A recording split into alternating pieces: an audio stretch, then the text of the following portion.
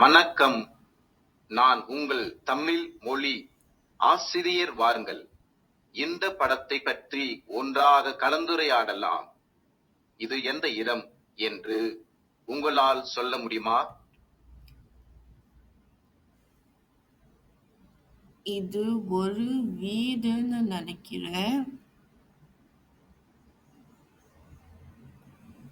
சரியான பதில் என்னவென்றால், இந்த படம் ஒரு வாழ்க்கை அறையை சித்தரிக்கிறது. வெற்றிடம், வாசிப்பு மற்றும் விளையாடுவது போன்ற பல்வேறு செயல்பாடுகளை மக்கள் செய்வதை நீங்கள் காணலாம். இப்போது படத்தின் இடது பக்கத்தை பாருங்கள். சிவப்பு சட்டை மற்றும் பழுப்பு ஷார்ட்ஸில் உள்ள மனிதன் கதவுக்கு அருகில் என்ன செய்கிறான்?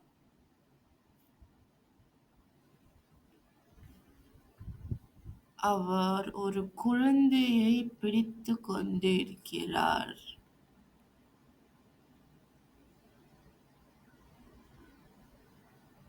நல்ல வேளை, அவர் ஒரு குழந்தையை பிடித்துக் கொண்டிருக்கிறார். இப்போது படத்தின் நடுத்தர பக்கத்தை பாருங்கள்.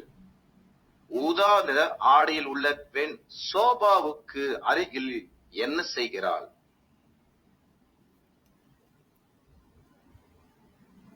அவள் கப்புகளை மேசை மீது வைக்கிறார்.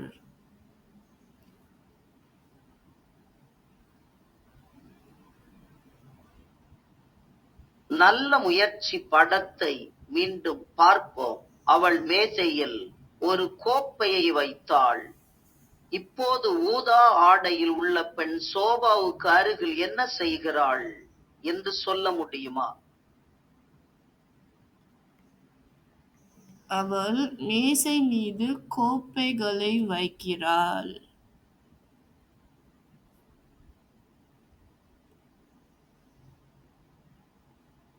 நல்ல முயற்சி. படத்தை மீண்டும் பார்ப்போம்.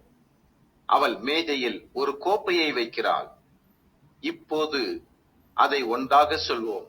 அவள் மேஜையில் ஒரு கோப்பையை வைக்கிறாள்.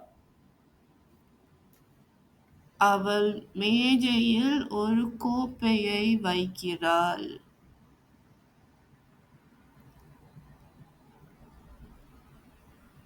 உங்கள் பதிலுக்கு நன்றி. சரியான பதில் என்னவென்றால், அவள் மேஜையில் ஒரு கோப்பையை வைக்கிறாள். இப்போது படத்தின் வலது பக்கத்தை பாருங்கள். நீல சட்டை மற்றும் பச்சை ஷார்ட்ஸில் உள்ள குழந்தை தரை விரிப்பில் என்ன செய்கிறது?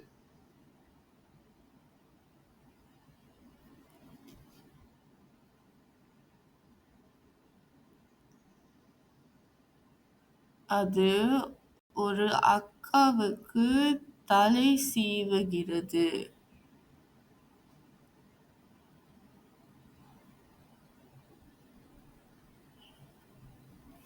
நல்ல முயற்சி. படத்தை மீண்டும் பார்ப்போம். நீல சட்டை மற்றும் பச்சை ஷார்ட்ஸில் உள்ள குழந்தை தரை விரிப்பில் விளையாடுகிறது. இப்போது நீல சட்டை மற்றும் பச்சை ஷார்ட்ஸில் உள்ள குழந்தை தரை விரிப்பில் என்ன செய்கிறது என்று சொல்ல முடியுமா? அந்த குழந்தை விளையாடுகிறது.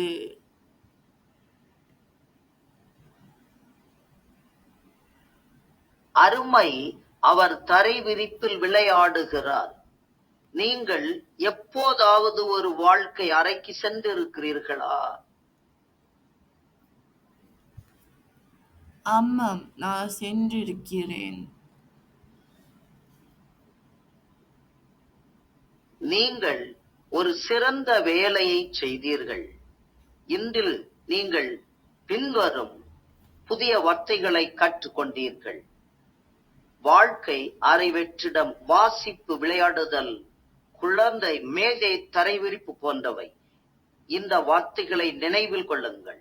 தொடர்ந்து பயிற்சி செய்து அடுத்த முறை சந்திப்போம்.